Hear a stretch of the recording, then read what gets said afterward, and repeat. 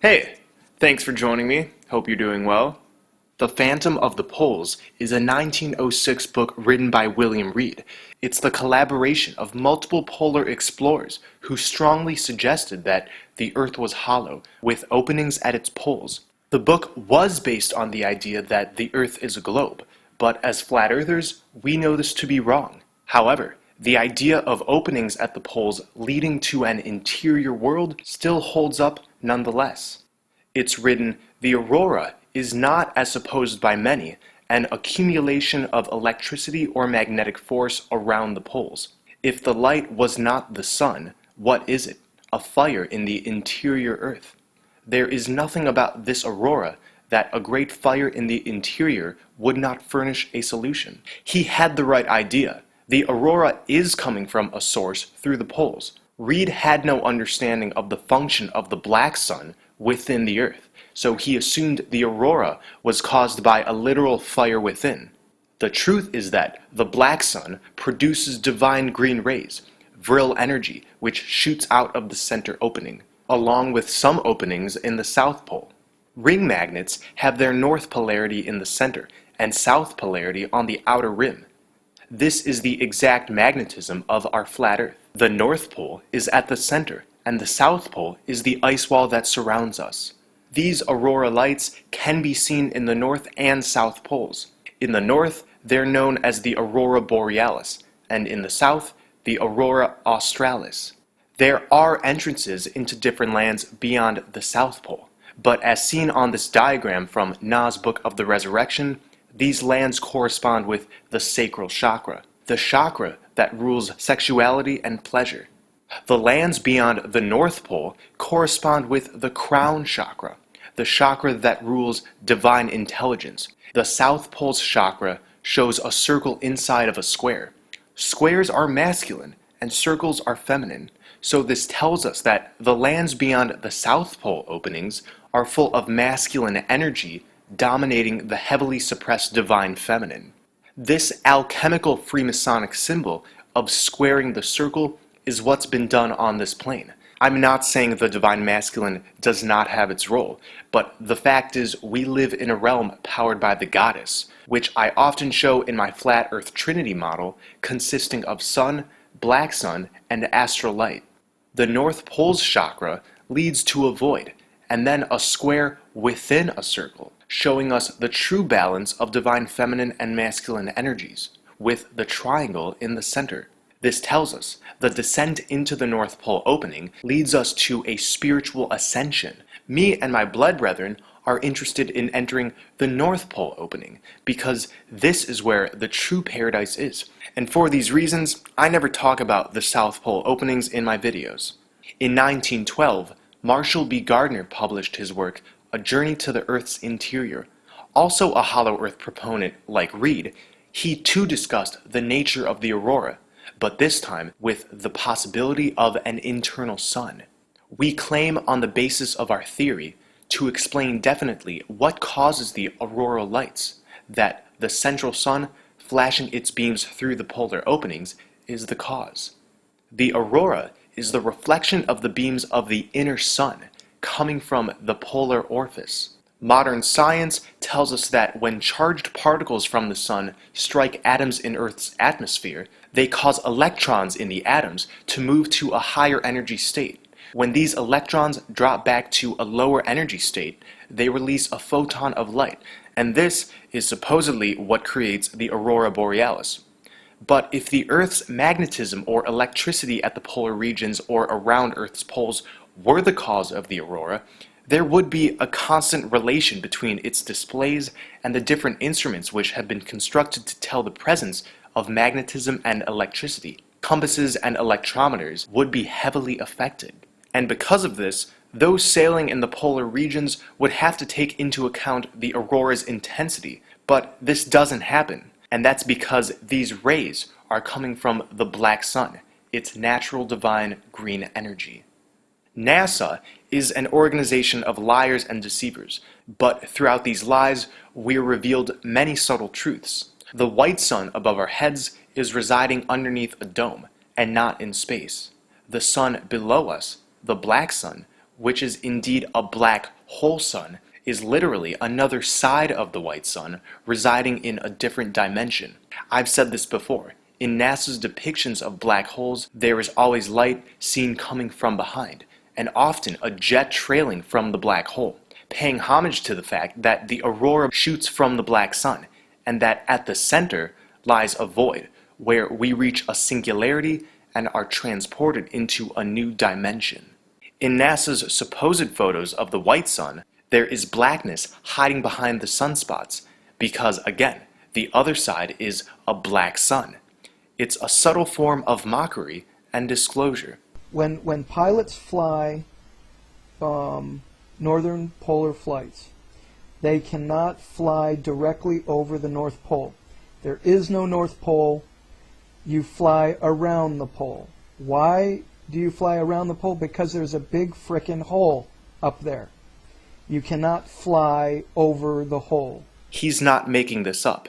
No aircraft crosses directly over the true North Pole. None of the approved polar routes come closer than about 60 nautical miles from the pole. All pilots are instead instructed to fly around it, because if they flew over it, they would see the entrance to where the aurora borealis shoots out of. In my videos, I've talked extensively about Mount Meru, the magnetic mountain at the center of our plane. It's because of this mountain that our compasses are effortlessly attracted to the north polarity. Mount Qaf is the Arabian equivalent of Meru, a mysterious mountain of ancient Muslim tradition, which acts as the boundary between our world and the land of dreams. In Norse mythology, Himmelbjörg, which translates to Heaven Mountain, is the abode of Heimdallr, the protector of the Bifrost Bridge that leads to Asgard, the paradise realm of the gods. The ancient Germans told of Irminsul, a universal column which sustains everything. Otto Siegfried Reuter, in his book The Riddle of the Edda and the Ancient Religion of the Aryans, gave a visual of the old Germanic worldview, with the Irminsul in the center, connecting two sides of a flat plane, and showing a dome with the heavenly bodies projected on top. The Navajos spoke of an encircled mountain, which was surrounded by four directional mountains, shown at the center as well. The ancient Greek mythology tells of Mount Olympus, the home of the gods. In Tibetan Bon tradition, the sacred world mountain is Yeongjonggutsek, a four-sided mountain serving as the gateway into the spiritual realm of Tagzig Olmo Lung Ring. This paradise resides beyond dualism, and is understood to be a timeless realm where peace and joy are the very fabric of being. According to legend, Tagzig Olmo Lung Ring is aromatic, full of exuberant vegetation and beautiful landscapes. 4 rivers flow from Yeongjonggutsek, just like the 4 rivers that were said to flow from the Garden of Eden. In Mercator's 15th century map of a magnetic mountain at the North Pole, there are also 4 rivers diverging. In the Phoenician personification of the world mountain, the mountain carries 4 rivers that diverge from the center.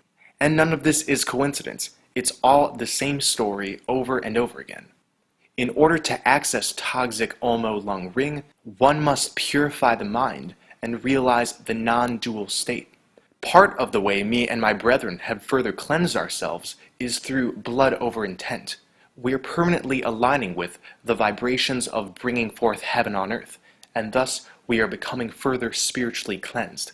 This is not the only practice we are engaging in, but a very important one, that is using our sacred blood to seal our names into the book of life. In about 2 years' time, we're planning on taking this journey to the center. If you want to come with us, replicate the videos you see and publish them beside ours. Together, we are side by side. So this paradise resides beyond dualism. In this context, dualism is the belief of the great conflict between the benevolent and the malevolent. Dualism affects this part of flat earth. This is what the tree of good and evil in the Bible's text is referencing, and the fall of man.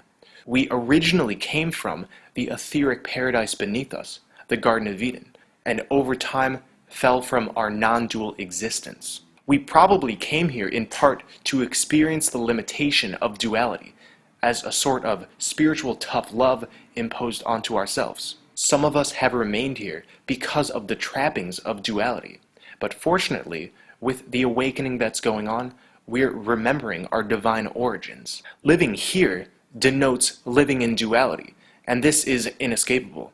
But when we take the plunge into the center vortex, we will be renewed into non-duality, and thus our higher selves will guide us in our journeys afterwards. These various cultures had so much in common, and through my videos I've revealed indefinitely that the North Pole opening near the sacred mountain is a supernatural gateway, an interdimensional bridge that connects to lands beyond. According to Greek mythology, long ago, there lived a race of godmen of striking beauty who were free from old age, illness, and conflict. They needed not kill for food, but simply ate of the fruit and nectar that flourished in their garden-like paradise. The myths say that these people lived at the connecting point of heaven and earth. These demigods lived in a state of such harmony and resonance with the laws of nature and creation that they possessed godlike abilities and lifespans, enlightened beings of great beauty who were keepers of the knowledge of the true nature of spirit. In his book, The Arctic Home in the Vedas, author L.B.G. Tilak states that evidence of a great race of light-skinned demigods can be found in ancient Hindu sacred texts known as the Vedas, and these beings were said to have spread out from the North Pole. The Aryans were autochthonous, neither in Europe nor in Central Asia, but had their original home somewhere near the North Pole. These Aryans originally lived beyond the place where the sun god Apollo would travel to each year. Once a year, Apollo was believed to go far north to visit Hyperborea, in a life of music, song, and art, and returning to Greece in the spring, in a chariot drawn by northern swans. Apollo is the late Greek personification of the sun. Again, in autumn he travels to the north, where he spends wintertime in Hyperborea. After the sun passes the autumn equinox, the sun's power starts to decline in strength. The days get shorter and shorter until it hits the winter solstice, which is December 21st, the year's shortest day. The sun is at its lowest point of power. This is also what the allegory of Jesus is, which I've explained in past videos. During the winter solstice, the sun briefly spirals in and out of the North Pole opening. In Val Valerian's Matrix series, he echoes this, saying, "The sun enters Bab Elu, or the Gate of God, at the winter solstice, and starts on his journey northward." As I've described most recently in my video on the 8th chakra, the Bab Elu, or Bab Elam, is synonymous with the sacred Mount Meru and the Tower of Babel. Apollo travels each year into Hyperborea, meaning the sun briefly moves into the center hole, and when it comes out, it begins its journey to the spring equinox. I want to mention that some believe Helios is the only sun god, but this is inaccurate. Apollo replaced the Titan Helios as the sun god, but the Greeks didn't delete Helios completely, but referred to both of them as the sun gods, depending on the temple and century. In Greek mythology, the seat of Boreas, god of the north wind, provided a northern boundary for the known world. Boreas lives in a mountain home, and beyond it lay Hyperborea, a land of eternal spring untouched by Boreas's cold winds. So Hyperborea was believed to be past the north wind, past borealis, and in the same etymological sense, past the aurora borealis. This land is in closer proximity to the aether. That is to say, Hyperborea is not bound by the same physical restraints as here, and the Golden Age is still present there. Pindar wrote of Hyperborea, "Illness and wasting old age visit not this hallowed race, but far from toil and battle, they dwell secure from fate's remorseless vengeance." As I've said before, Miguel Serrano in his book El Cordón Dorado speaks of the blood memory activating in relation to Hyperborea. The initiation of Amor partially consists within the technique of the reactivation of blood memory, guiding it until being able to complete the immortal melody that provide the Hyperborean revelation to the initiated warrior. The blood is the liquid sun through which the memory of our extraterrestrial ancestors circulates. It is the Great Remembrance. We are being initiated into the Great Remembrance by spilling our blood over our intent. By uploading it, we're connecting it to the aether, and thus the gods of Hyperborea can literally feel our intent. This will allow us to pass the flaming sword. Those who do see the significance of this reactivation, write down, "I intend to bring forth heaven on earth," spill a few drops of your blood on it, and publish it beside ours. Our search for Eden, for Hyperborea, is our desire to return to paradise, the primordial spring of man's original existence. And this is why I make videos. We're going to drink from this spring, from the living waters, and be rebirthed into our original home in the land of the gods. Thank you for watching. I appreciate all of your support. Stay well and centered. I love you all.